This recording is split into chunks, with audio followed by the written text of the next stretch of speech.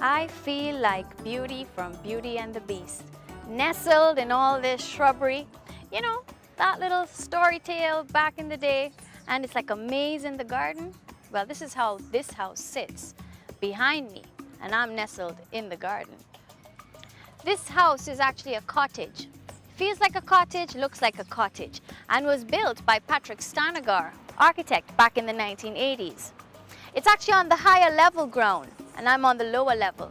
And one of the reasons was because there's a river that runs through the property, which you'd see in a moment. Anyway, please stay with me. Don't go away. We're going to view this cottage, one bedroom house. Very small, very simple. Stay tuned to House Proud. I'm Nadia. See you when you come back.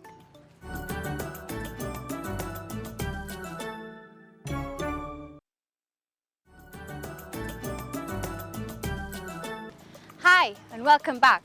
You know it's this time of rainy season, so the rain's coming down on me. But guess what? We're gonna go inside right this minute because I don't want to get wet. And then I'll tell you a little more about the history behind the cottage. Follow me.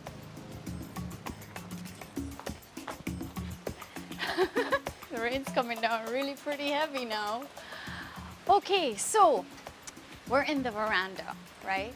And the cottage is actually just a one-bedroom house.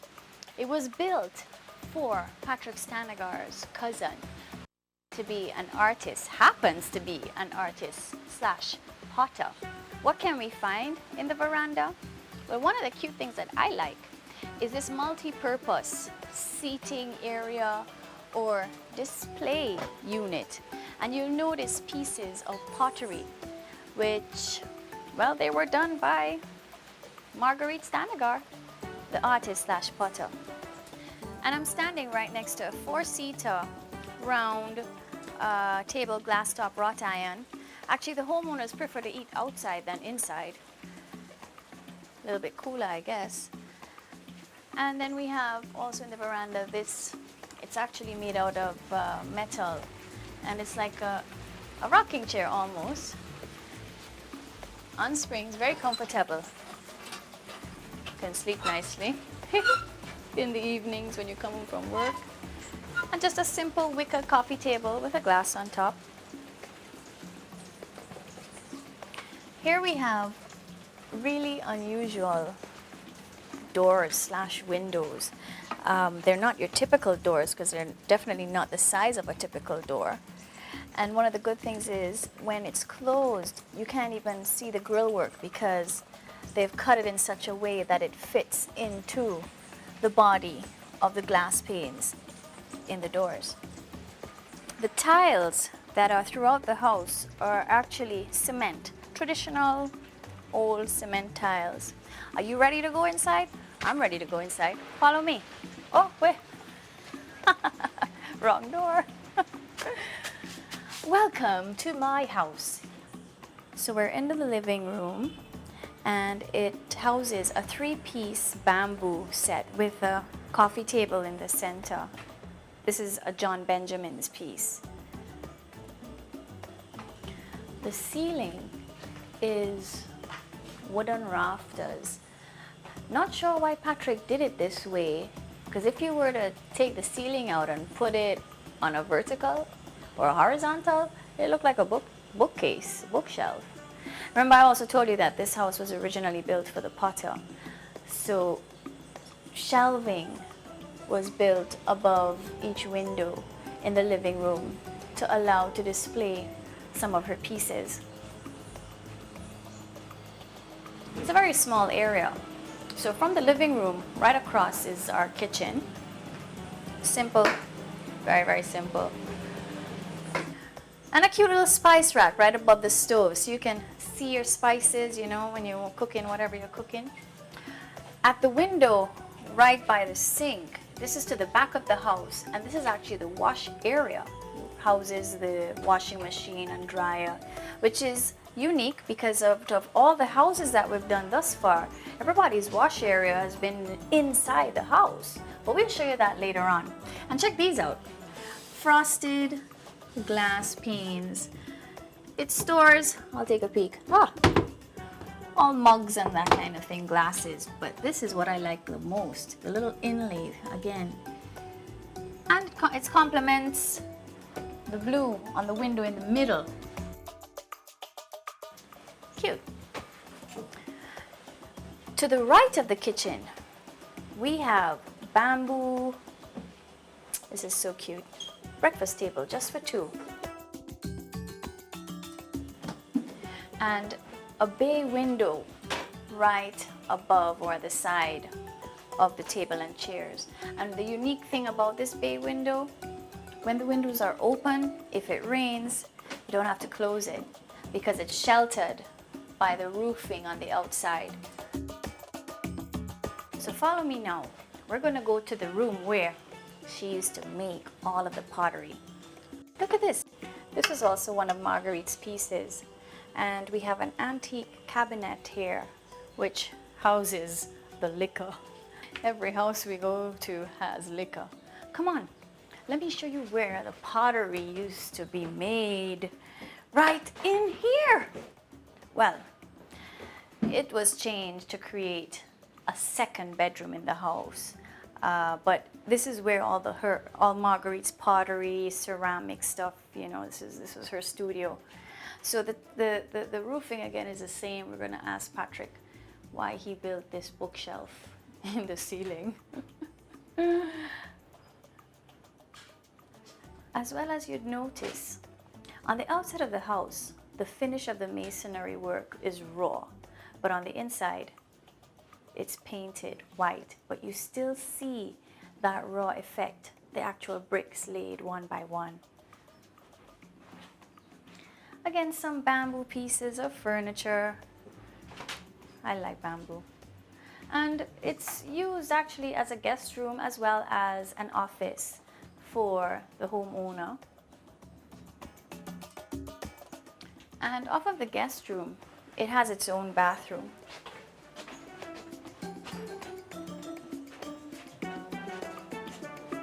One of the cute things I like about this little bathroom is the way Patrick designed the cupboards below the sink.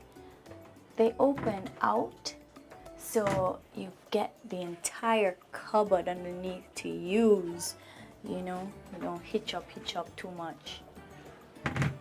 Cool. Great stuff. A little shower on this side. This is such a cute little house.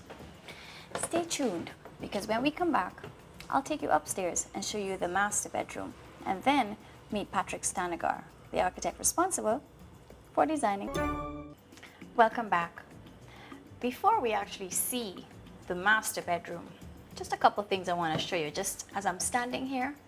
This was not a deliberate act by Patrick Stanigar, but Marguerite used the indentations in the masonry, even on the stairwell, to display also some of her artwork.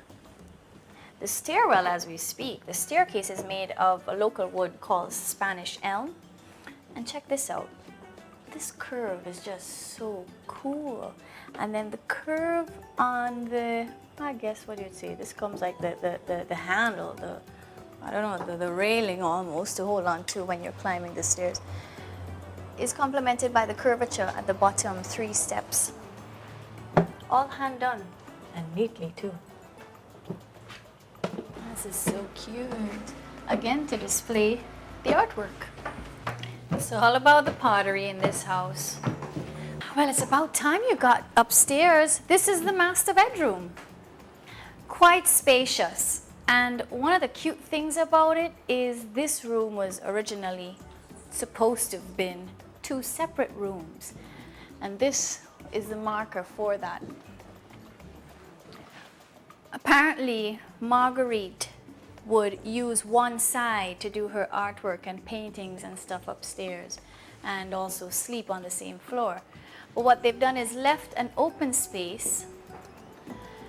We have bamboo bed, which is also part of the set from the living room downstairs, a John Benjamin piece. And gosh, yes, we always need in Jamaica a net for those wonderful mosquitoes. Way cool trunk. All antiques. Things have been handed down in the family. A lot of cupboard spaces, eh? You got one side for the husband and the other side for the wife.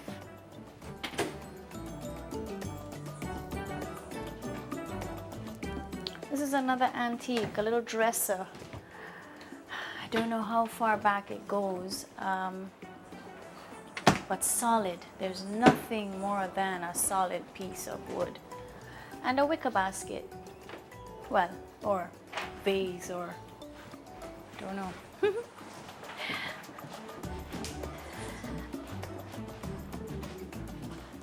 And you have a beautiful view from one of the windows, and this is actually facing the back of the house. The tree that we see here is a lignum vitae tree.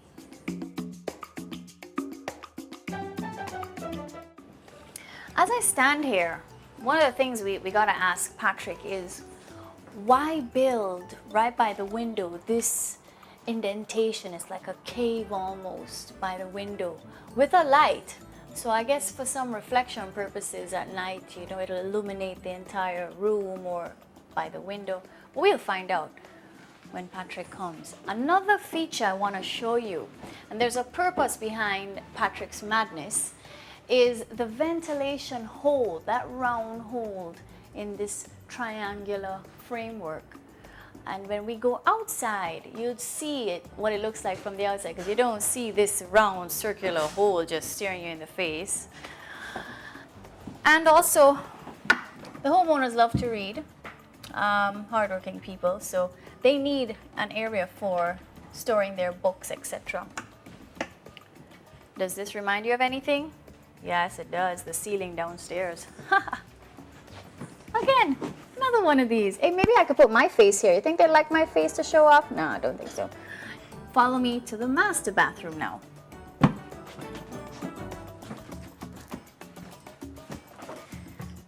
Again, one of these funky cupboards. It's so cute. Look at this. Round. I don't know. It's like a dial or something. You know.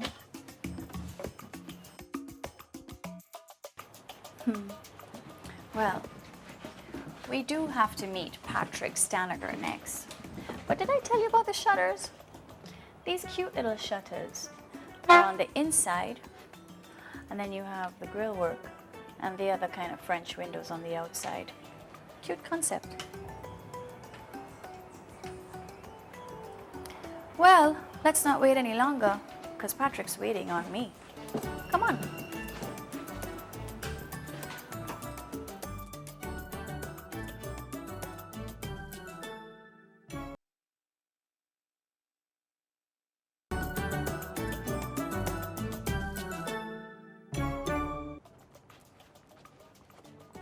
Welcome back. If you've just joined us, you're watching House Sprout. Help me welcome now the architect responsible for this wonderful cottage, Mr. Patrick Stanigar. Hi, Patrick. Hi, how are you? How are you? Fine. Thanks for coming. You're such a busy guy. He's such a busy guy, folks. Hard to pin him down, you know. Patrick, the masonry work on the outside of the house, was it deliberate for the image of the house? Because I keep calling it a cottage. Is it a cottage at that? Well, I think that the idea of it being a cottage comes from the shape of the house rather than the materials themselves, and I think the kind of shingle roof and some of the details like the dormers. But the masonry doesn't have specifically to do with this house. It is something that interests me. The whole idea of using standard building materials that people are used to, but using them in a way that shows their nature and the qualities of the workmen that work on them. So that's really what you're seeing there. It sort of enriches the whole sense of the house. Well, I mean, one of my favorites is that rustic kind of vibe, and that cottage you feel is quite cozy on the inside. Very small, and simple, but very effective. And there are a couple of things that I want to ask you, which to me obviously are relevant to the architecture. The belly underneath in the veranda, in the ceiling. Why create that stomach? Normally you would see a slant or that kind of roofing? Well, there is a theme, a kind of sub-theme within the house, within the details. You'll see it from the front gate to that curve, to the actual curve of the roof that you see there. It all actually started with the curve of the roof, the joint between the eave and the veranda. But that curvature was meant to play off against the sort of harshness, not harshness, really the masculinity of the masonry, because those are sort of very feminine shapes that you're talking about. Right. And it's a kind of thing that interested me. The stairwell. As soon as I enter the door, there's this massive belly, you know, or what do you call it? Concave? Convex? Can't remember now. Of the stairwell. So the railing is actually curved like that, the stair bottom. So I think, as you say, the curvature is throughout the house. You see bits and pieces. Yeah, you feel it. It is something else that affects you in your appreciation of the thing, and so that the things are harder, that are more hard-lined, you feel as harder, and the things, when you contrast it, it sort of amplifies each of the different things. But I think you can see the croaking lizard in it. On the first floor, the ceiling underneath, normally those kinds of rafters is just, if I could remember correctly, in homes that I've gone to, it's just quite solid. But you created little beams, little inserts that if you were to take the ceiling and put it on a horizontal, it'll look like a bookshelf. Is there a reason behind doing that? Well, what I've done there is dramatize and make into a feature of the place really standard construction. To stiffen a floor, or to stiffen what they call the joists in the floor, you refer to them as beams, you normally put what is called blocking between them. And you can see that this would tend to stiffen or counteract the tendency of the beam to wobble to one side or the other. And when you're walking upstairs, you don't get that vibration and that insecurity that amongst you feel. other things upstairs. Yeah. As we mentioned, the master bedroom, it resembles a loft to me, and it's up in the roof, and we had done a house previously like that. Your use of shapes, the triangular shapes, like the beam that actually told me that's what actually holds the house together. And by the windows, however, I noticed that you have like an envelope almost at each window. What was that done for? How? Well, that is the natural outcome of the dormer windows on the outside. Well, we're using what normally be the attic space of the house or the loft space in a barn, for instance, to live in, for people to stand up close to the edge because the roof is going down towards the floor. In this house, it doesn't go all the way down. If you want to be able to look out, or if you want to be able to stand up closer to the corners, you have a traditional detail. It's called a dormer, which are those things that you see on the outside of the house. And in fact, all you're doing is seeing the inside of that same shape. Of course, because it's inside, it looks very, very different. And I don't even think you really recognized that it was the inside of this thing that you're so used to seeing on the outside of buildings. Patrick, I mentioned that the holes that were in the roofing and also in the master loft, that they were for ventilation. Is that so? Yeah, well, there are two types that you're looking at. There's some very small ones which are underneath the eaves of the house, and they ventilate the roof space because, frankly, heat builds up in those enclosed spaces in houses, and actually fires start if you don't ventilate them. So that's what the small ones are. The big ones are, again, my version of a ventilation system in a traditional house. You see, if you look at the outside of the house, a sort of, again, that curlicue in the timber. It's actually hidden. Yes. Camouflaged, you know, with some it's a way fretwork. of allowing the air in, and, well, actually heat builds up in the top of a high roof like that, so you want to be able to let it out of the roof at its highest point. So that's really what that's all about. But again, these are all things that we have, but in this case, attention is drawn to them, and they're done in a way that creates an architecture. Tell me a bit about the cupboards in the kitchen. I know they hold a special place in your heart. Well, I'm fond of them because, well, I designed them, meaning I didn't buy standard kitchen cupboards. I enjoyed the business of figuring out ways to to like make the handles without without Without actually yeah, having without a having to handle. buy a Right. handle, so that you touch the wood. Again, there's those curves again in those handles on a very small, Yes. that's kind of subliminal level. It is meant to be a theme. And it's more a musical thing than what you would think of in architecture. Patrick, you've been in this business for so long. Are there any tips out there that you can give to a homeowner or a fellow architect on the necessities first before even constructing the home? Well, I would give the big tip that I know from myself, from my own home, that houses cost a lot of money because they're built out of a lot of materials. So the big tip is to be small. I think that's the first step, to build something manageable and then add on. Right. The other tip is to remember that houses have lives, and just like the people that are in them have lives, and the needs of those people change. The sizes of family change. As you get older, you don't want to go upstairs anymore. That's All of right, those yeah. things. Well, Patrick, well done. Beautiful house, simple but effective, and you use just basic raw materials. I like it very much. Thank you so much for coming on House Proud. It would not have been possible without you and your creation. Thank you. You're very welcome. Well, folks, it's that time of... I gotta go. Yeah, I know. Don't cry. I'll be back next week for sure. Until then, may God bless your home and you. Bye.